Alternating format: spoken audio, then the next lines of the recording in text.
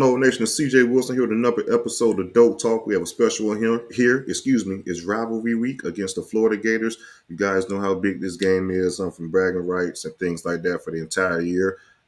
One of the biggest games in the state of Florida, one of the biggest rivalries in college football. So we have a special guest here. But before we get into that, Dope Talk is brought to you by DASH.FI, the modern charge card for digital ad spend. DASH.FI is a business-to-business corporate expense card program that gets you the highest cash back on the market starting at 3%. Most companies start you off at 1.5. With DASH.FI, you want to double that with 3%. Cash back for your business to business purchase. If you're not getting cash back for your business to business purchases, what exactly are you doing? Apply for the DASH.FI MasterCard today. For this episode of Behind Enemy Lines, we have Graham Hall here, Gator reporter for Swamp 247. Graham, how's it going? It's going well. Thanks for having me. No, Quite most an interesting game coming up here, even if it has lost a little bit of its luster with the injuries to Jordan Travis and Graham Mertz, but still a lot at stake in this one, right? Yeah, still a lot at stake on bragging rights. Of course, FSU trying to finish out the season and trying to stay in the playoff contention. And of course, like I said, the Florida Gators struggling a little bit this year, but still have a chance to achieve that bowl win. And then, if you beat Florida State, a lot of stuff that happened previously in the year is not forgetting, but it's a little forgiving, so to speak. If you could knock off the Seminoles and knock off some playoff hopes and go into the playoffs. But like you said, it is a little bit different because I don't think I ever had seen a week like this to where both programs the week prior lose both starting quarterbacks going into this game. Yeah, I mean, it certainly has changed. I think the way that this game is going to be evaluated because for Florida State, I think they're hoping that a lot of people may see potentially past this game, say that their offense doesn't look as good as it has throughout the season. They're still figuring some things out there with Tate. You know, their record I think speaks for itself, and they're trying to get into the college football playoff. Even with a win here, you saw the rankings come out last night. There's going to be some people who are going to say, you know, is that team one of the best four in the country? I still think that they are.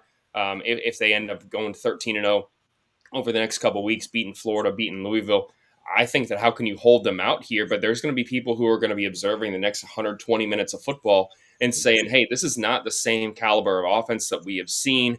Is this still one of the best teams in the country? It's going to make for a really interesting conversation if Florida State is still able to win these next two games. Obviously, if they fall in one of them, that loss could be held, I think, even harder against the team because people are going to be assuming that, Jordan Travis was absolutely, and he was, a massive reason why this team was in the conversation to make the college football playoff. But if they end up falling without him, people are going to question, hey, is this one of the best teams in the nation?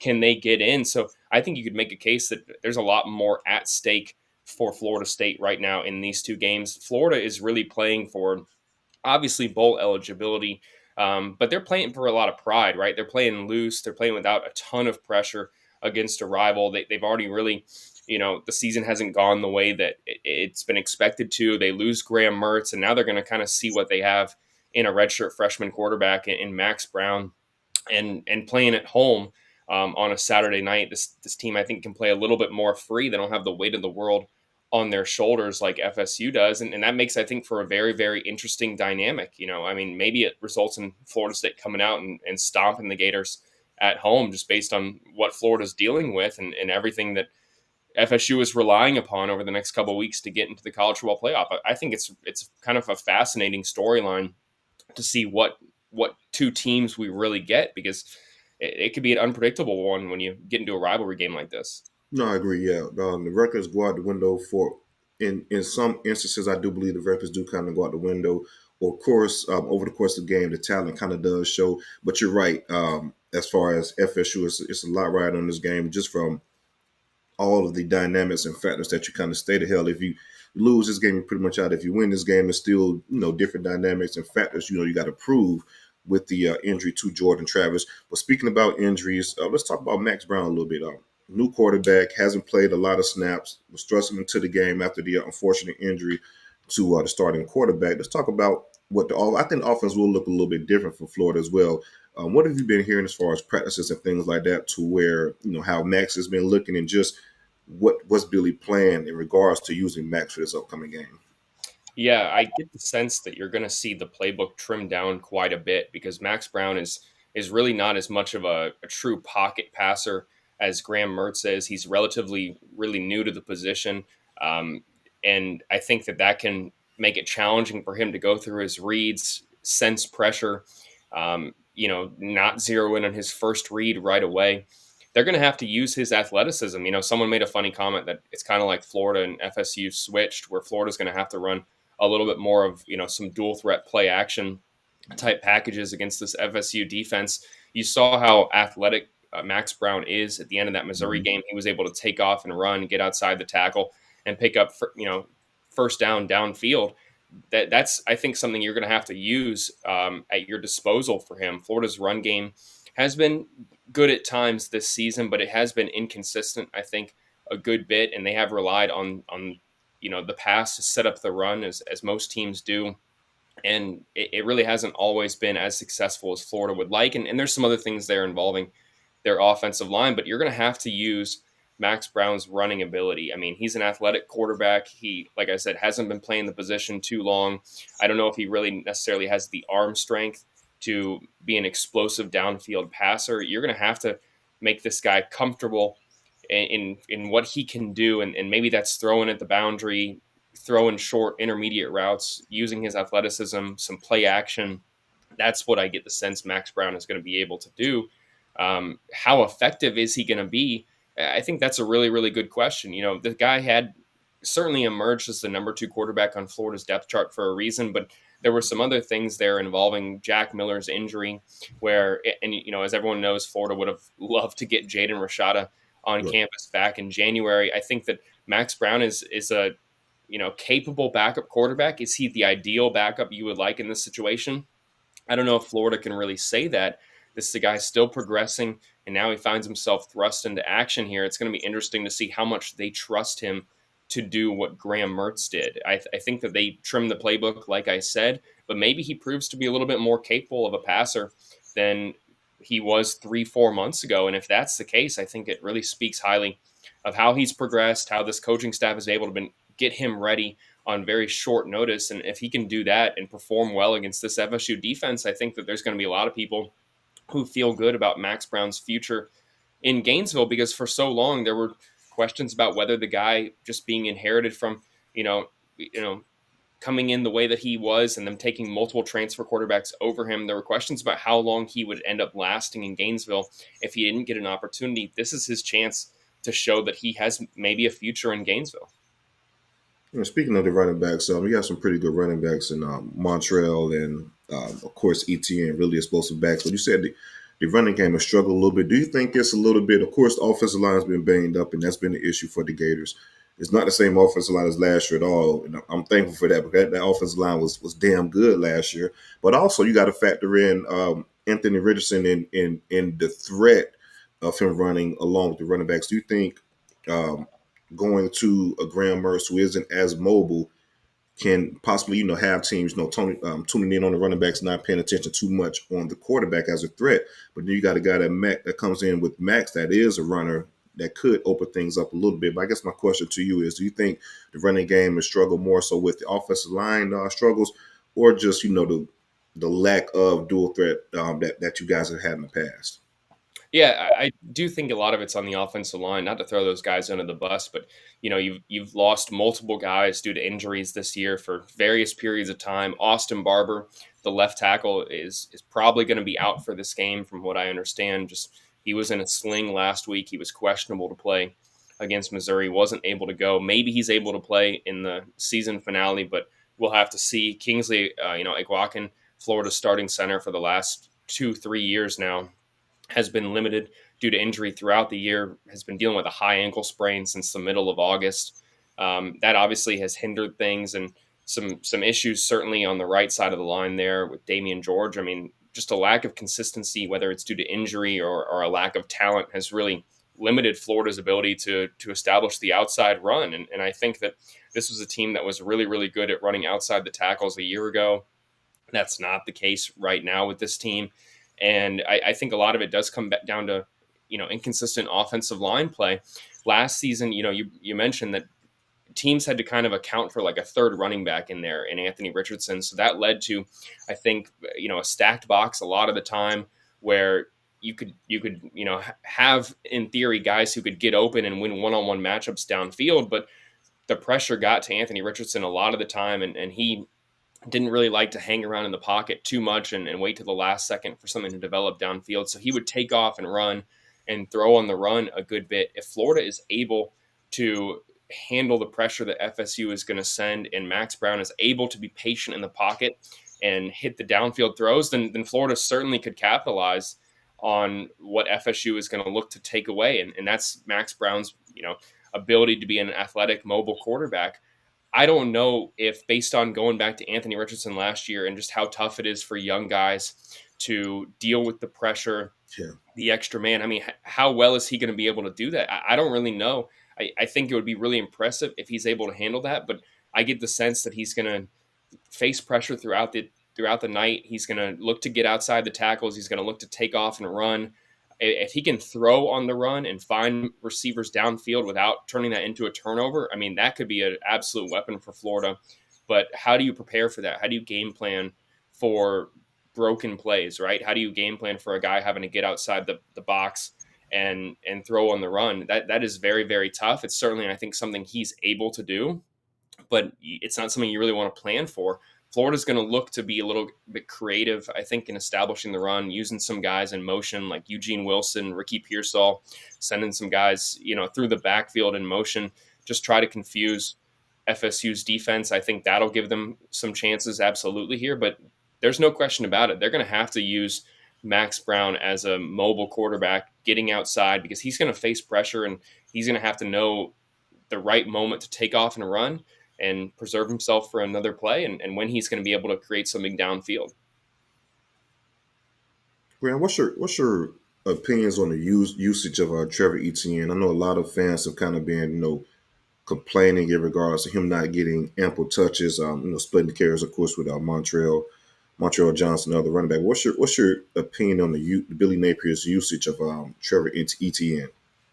Yeah, I think that there's no doubt for Florida that Trevor Etienne is a very talented back. There's no question there about that. I mean, you've seen his ability in the open field, got great speed, and if Florida's able to run two backs out there every single time, I think that he could be really, really successful.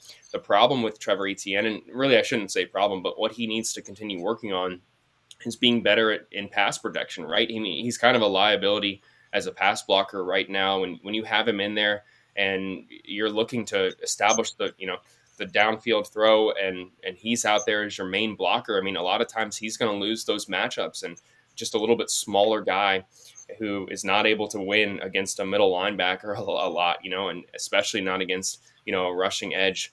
If he's able to improve as a pass blocker, I think absolutely he's going to be a guy who's going to be on the field for 50, 60 snaps a game. But right now, he just has to work on that for sure. And you're going to see, I think, at times a lot of two running back sets for Florida where they're able to, still keep Etienne in the game and have him as a weapon at the disposal of the offense, but having Montreal Johnson be a blocker, or, this is a Florida team that uses a lot of 12 personnel where a tight end is able to block.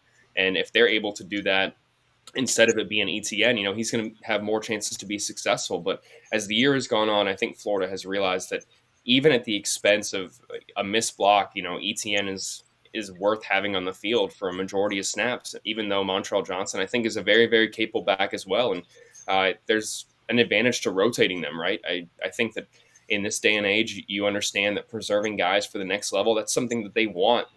And I think Trevor Etienne understands he has a future in the NFL, and he's going to have to be preserved at times, and that's what rotating him makes a lot of sense in my mind. I agree. Let's move on to the receivers. Of course, you got Ricky Pearsall. I think is a really good receiver, good route runner. Always seems to find holes to get open, and also the true freshman who's been pretty stellar as well, Eugene Wilson, really dynamic guy. I think if you get whenever I seen you watch you guys play, good things happen when Eugene Wilson touched the ball. Really explosive kid. I like him a lot. But you made a point earlier in regards to Billy Napier and the motions he uses within the offense, and he does that a lot with Ricky, just try to find different matchups and to find certain situations. I like that a lot, and it does confuses a lot of defense with the matchup with the emotions that Florida uses, and just getting those type of one-on-one matchups within the mismatch that Billy Napier wants. Let's speak about the receivers and what they have to do a little bit. I know, of course, the pass game is going to be a little bit crippled due to the quarterback situation, but from a talent standpoint, the receivers are still there.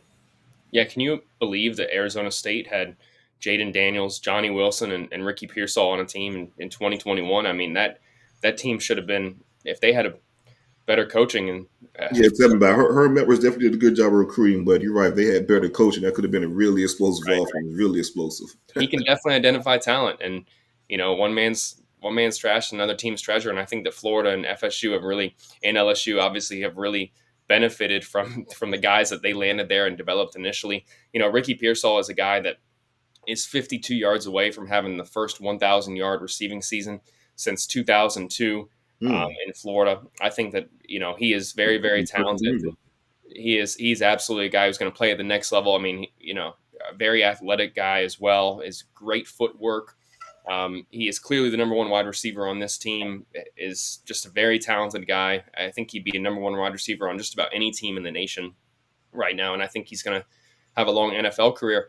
After him, though, I think that there's a lot of unproven talent. There's a lot of potential, especially with guys like you mentioned, like Eugene Wilson, some tight ends that are looking really promising for Florida, like Arliss Boardingham and Hayden Hanson, some underclassmen, second year tight ends who have really developed this season. But after those guys, you really have a contingent of pass catchers who have been banged up at times, don't do a ton of things extremely at a high level right now because they're so young. I mean, look at Andy Jean, look at, Aiden Mizell hasn't been able to play too much this season. Those guys are future talents at Florida, but where they're at right now, certainly have a lot of work to do. Really, probably the second wide receiver behind Ricky Pearsall and Eugene Wilson is Khalil Jackson, a former walk on from a local kid. His dad, Willie Jackson, played at Florida as well, and he's looked good at times this season. He's made some really impressive catches, more of a downfield threat, absolutely, than a guy that is going to burn you with his speed in the backfield. Not a guy you're going to send too out, often in motion in the backfield. Really an impressive guy, but I do think that speaks to overall the depth at wide receiver at Florida right now. You have a lot of guys who can do a variety of things, but you're missing, I think, really a true number two wide receiver to complement Ricky Pearsall, a guy who can be a downfield explosive threat a lot of the time. Eugene Wilson is more of a speed and space type guy. Get him the ball with space in front of him and let him go make a guy miss and make him get downfield. I think that's really what he is shown to be this season. Just a really good, initial couple steps guy. But this is a team that has really lacked, I think, a ton of talent at wide receiver, and that's why Florida's, you know, passing game has lacked explosion a lot of times this season. They're not really a team that's going to throw for 20 plus yards on you a lot of the time. This is a team that slowly moves the ball down the field, is methodical at times, throws to the short intermediate routes a lot of the time because that's the amount of time that Graham Mertz has had in the pocket, and that's what Florida's receivers are best at, rather than being a 6'4" guy who can win a jump ball over a defensive back. That's not really who is on their roster here. It is an area where I think that FSU, if they're able to play sound coverage and lock up Florida in the secondary, that this is going to be a game that could get out of hand quickly because the Gators are going to need to take advantage of explosive plays when they can. And I don't really know if they, outside of Ricky Pearsall and Eugene Wilson, if they really have the wideout talent to do that. So it's going to be a huge part of this game. If Florida can have an impressive game from a receiving standpoint, I do think that they're going to have their chances in this one. Yeah, I could definitely tell you, Coach Alvin Fuller will have full attention on Ricky Pearsall, especially after the first half he had against FSU last year, putting up big time numbers. So yeah, definitely got to pay attention to a really explosive guy in Ricky and Eugene. After that, I do kind of agree. It's kind of hit or miss, but at the same time, though, man, if you can get the ball to Ricky, I do think he can win some one-on-one matchups. It's going to be a good test for our secondary for sure to try to match up with him. Let's move on to the defense. There's been some struggles for the Florida Gators on the defensive side. You got first-year defensive coordinator Austin Armstrong. A lot of young talent as well on defense. Speak about the defensive line and the prospects on the defensive line this year. You got Sapp, who's playing some good ball, and of course, your number one, I forget his last name is Prince, the defensive end. Really good pass rusher as well. To speak about the defensive line so far this season and how they match up against the Seminoles. Yeah, Tyreek and Princely Umanmielen, who's the the defensive end, the edge guy for Florida, a guy who can be dropped into coverage as well. I think he's had a really impressive season. Just his pass rush win rate has been impressive all year long, and that's kind of, I think it's impressive that he's kept that up throughout the season, because he's getting doubled along the line when Florida's rushing four a lot of the time. He's having to beat two guys to get to the quarterback, and he doesn't have the sacks, I think, that validate how good he has been, because often the quarterback's getting rid of the ball right when he's getting there. And he could certainly use, I think, some help along the other side of the ball, along the other side of the line, excuse me, to help him out a good bit. Tyreek Sapp has had a good season, obviously playing a little bit different a position in this Austin Armstrong defense. I think that where Florida's focus has to be again next season, when they rebuild the front, of this defense, it's got to be the interior of the defensive line. You bring in Cam Jackson out of Memphis, who I thought has had a really good season. He, has been a threat at times, and he's been able to allow guys like Chris McClellan and Desmond Watson to be rotation guys who can fill in along that inside of that defensive line and help out there.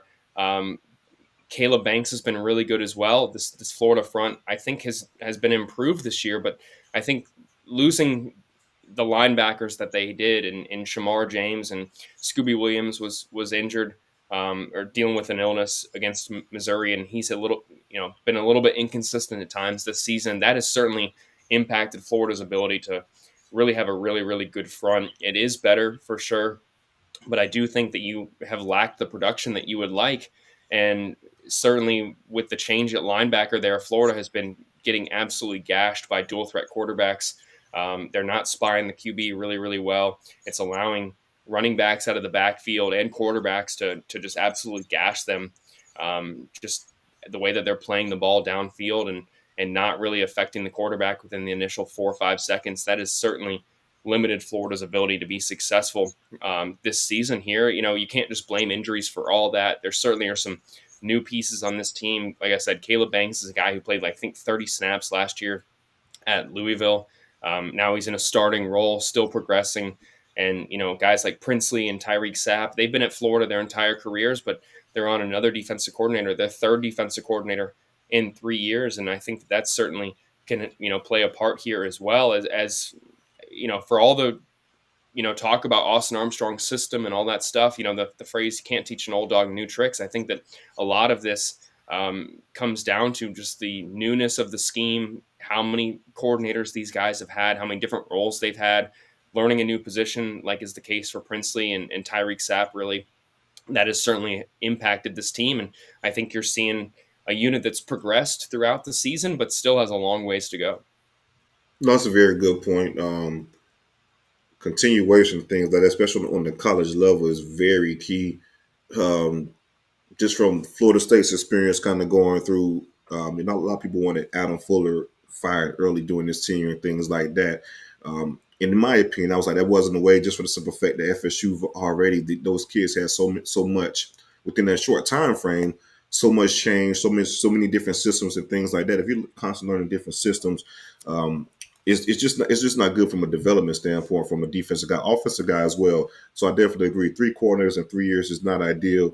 Um, Austin is a young guy, has had his struggles, but I do think you got to stick with him and stick with the defense for sure in this next couple of years and see what can really happen. Let him get his guys in, and of course, from a development standpoint, and also from a familiarity standpoint with the players, just knowing the defense and being comfortable within the system. And once you're comfortable in the system, you can play a lot faster and things like that. So I definitely agree on that point. Speak about the secondary for a little bit. You guys had a lot of hype for Jason Marshall coming in. We had a conversation a little bit pre-show in regards to Jason Marshall, in regards to his strengths and things like that. First round talent type of guy. Let's speak about the secondary, how they performed this year and how they look, go against FSU receiver court is pretty explosive. Yeah, I think that honestly there were higher expectations for Florida's secondary than the way they performed. Really, I think that this is a unit that was expected to be led by a future potential first round pick in Jason Marshall Jr. They were returning some safeties and Miguel Mitchell and Kamari Wilson, guys coming off impressive freshman years, and were expected to take a leap there, make a leap in spring and into fall camp. That kind of happened. Kamari Wilson has fallen out of favor, it appears, in Florida's rotation. His future in Gainesville, I think, is uncertain. A former 5-star guy out of IMG Academy, someone that I think that they would have liked to maybe explore a new position back in spring. That didn't happen. Um, and now he's found himself, I think, behind some freshmen at the position here. So you really have a situation where it's Jason Marshall Jr., a third year guy. It seems like he's been around for a lot longer than he has, but just, a third year guy. And around him, you have some corners who have been in Gainesville for a little while. Guys like Jaden Hill, who played corner last year, but now has played that star nickelback position for Florida this season.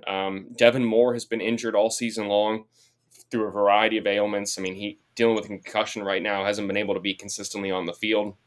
Jalen Kimber is a guy that I don't think has lived up to those expectations coming from Georgia, former 4-star guy. People were expecting him to be, I think, a little bit better than he has been so far.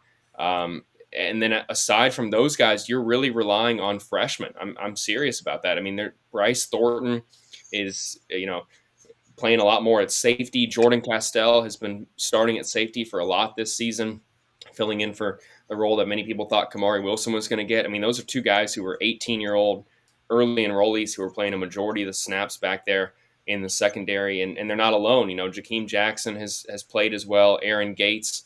I mean, this is a Florida team that is playing 5, 6 underclassmen in the secondary, and that has to be really, really tough for guys like Corey Raymond, who have been around for forever and have seen a ton of talent at cornerback and at safety.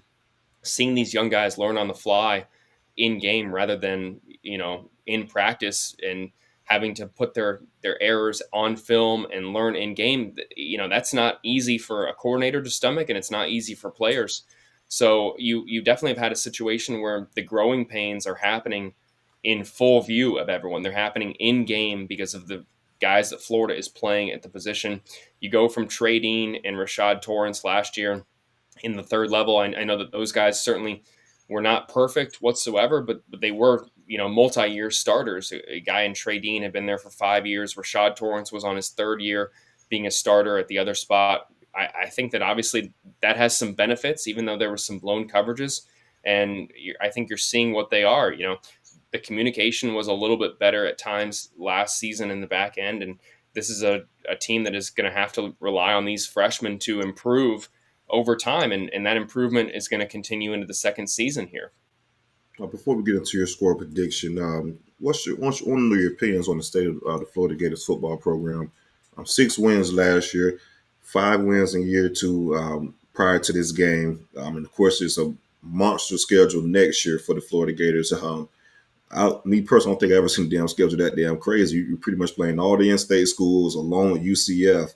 You add in, of course, your SEC, your natural SEC teams, and then you have new SEC teams getting added to the schedule as well. I think it's Texas, right? You guys have Texas next year, Oklahoma, Texas, right? So it's looking like a tough 3-year stretch for Billy Napier at this point in time. So to speak about the state of the Florida program and where you feel like the program is going, heading in whatever direction it may be going, and just the opinions of the program and what it may be looking like in the future.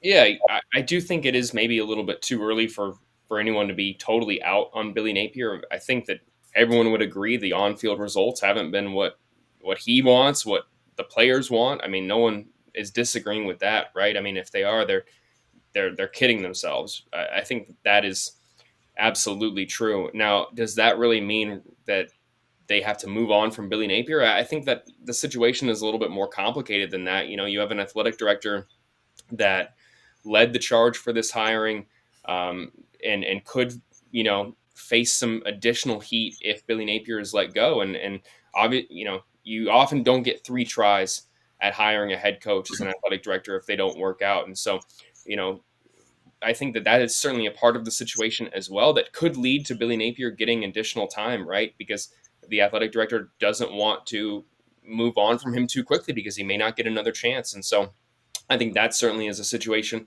The difficulty of the schedule, like you mentioned, I mean, Florida playing 11 Power 5 teams next year, the schedule that they had this year, playing LSU, Utah, Missouri, I mean, Florida State, obviously, the amount of just top 25 teams on this schedule, I think it ended up being 7 top 25 teams that they've ended up facing. And they've also found ways to lose to, Arkansas and at Kentucky. And so certainly it's been a season where Florida has taken their lumps, and FSU fans are no stranger to that. The first couple years of Mike Norvell, I think that a lot of people were saying it's too soon to give up on Mike Norvell, even though that they were losing some close games and finding some ways just to not have the consistent progression that people were looking for. And now you get into year 4, you see what happens. I think you look at Eli Drinkwitz, you see year 4 how he's been able to establish his program. The list goes on and on and on.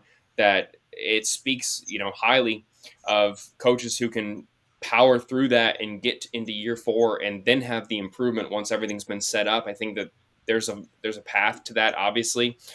Are they going to be allowed to do that is the real question here. I think that Florida will allow Billy Napier to do that. The big key, and you obviously know this, is how well he's recruited, right? I think that Yeah. that is a massive saving grace for the people who want to be out on him instantly, is that the guy is, looking like he's going to sign a top 5 class. Obviously, he's going to have to keep it together over the next couple of weeks, but has been able to recruit up to a number 3 overall class in the country. That is extremely impressive in my mind. I think that his evaluations, we were talking about the offensive line, guys like Ricky Pearsall, Montrell Johnson, he went out there and landed those guys through the transfer portal. I think that obviously that he had some pre-established connections with them, but the additions that he's made through the transfer portal and the way he's recruited, I think, are why people shouldn't be totally out on him already. Does he need to maybe make some staff changes and some alterations to his approach? I think that he would agree with that. I mean, most coaches would tell you that, not to use coach speak, that they can always do things a little bit better. But to say someone isn't isn't the guy right now, I think it's just too soon to say that about Billy Napier. No, I agree. I definitely agree. I feel like you should see some improvements in year 3, and then year 4 should be the tell all. I definitely agree with that. But you know, and I know as well. Florida isn't a patient program and all when it comes to certain things. They definitely get tired of coaches pretty quick, and especially it makes some moves, some hasty moves. I don't think this would be that similar situation because, like you said, you gotta you can only recycle. So, well, not necessarily recycle. You can only go through the process so many times. It's just 2 years, 3 years, things that you got to see it through a little bit. And if it doesn't work out, cool, you back at square one. But you can't just keep running through coach after coach after coach. It's a meat grinder for sure. I want to jump into your score predictions for the game. How do you think the Florida Gators and FSU game will end up in regards to? Sorry, I got a train in my background. I want to mute myself real quick. But what's your score prediction for the FSU and Florida game? Yeah, I think this is going to be kind of a low scoring game. I think that you take the quarterbacks out of it. Florida's offense was averaging, a good amount of points. They're one of the better offenses in the SEC statistically over the last couple of weeks. I think that, you lose Graham Mertz, the loss obviously to Jordan Travis, two teams that are going to have to find a way forward through the ground game. That's going to be a really interesting situation in my mind. I think that FSU obviously has the better defense coming into this game, just the way that the Gators have performed. So I am going FSU 24, Florida 17. I do think that this is going to be a low scoring game, but I do think that FSU is going to have what it takes to get the job done. I think that they're going to go into the swamp and come away with a victory. What I talked about, everything that they have to play for, proving that they're more than just a Jordan Travis led team, that they're a complete team playing for getting into the college football playoff, maybe feeling a little bit of disrespect at being ranked number 5 last night. I think that that is absolutely a factor. And, you always want to beat a rival when you are the better team. You don't want to have that letdown. Avoiding an emotional letdown from losing Jordan Travis, I think, is a huge part of this game for FSU. I know that he's going to be in there and encouraging the team to play in his honor. And I think that lets FSU come out and win a close game just because they're going to be on the road and lacking their quarterback. I think that they're going to absolutely be in a little bit of a close game with Florida. But I can't see Florida's offense with Max Brown being extremely effective against this FSU defense. I think they'll be able to establish the run, but I don't know if they're going to be able to manage more than a couple touchdowns. And I think FSU ends up winning this game. Yeah, it's crazy you mentioned that as far as 24-17. My score prediction, I had my mind was 24-13. Just for those same factors, I think FSU struggles a little bit offensively. The average like 39 points a game. I don't think we'll have that same output, especially game one in a hostile environment in the swamp for Tate Rodemaker. Like I said, the Florida offense with Graham being now just pretty much going to be one dimensional and trying to run the ball. And FSU has done a pretty good job defensively this year. I do think Etienne will have some breaks here and there, and will get his fair share of love and touches. But I think, like I said, overall, there'll probably be just too much from a defensive output for FSU, and just too much to kind of overcome from a talent standpoint for UF's defense, and starting a new quarterback in Max Brown. So I'm gonna go 24-13 FSU. Graham, I appreciate it, man. It's been a pleasure, man. Really appreciate you joining. We got to do it again pretty soon. Make sure you guys like this video and subscribe to the channel. Again, this is another episode of Dope Talk Behind Enemy Lines. Again, appreciate it, Graham. My pleasure. Thanks for having me. Most definitely.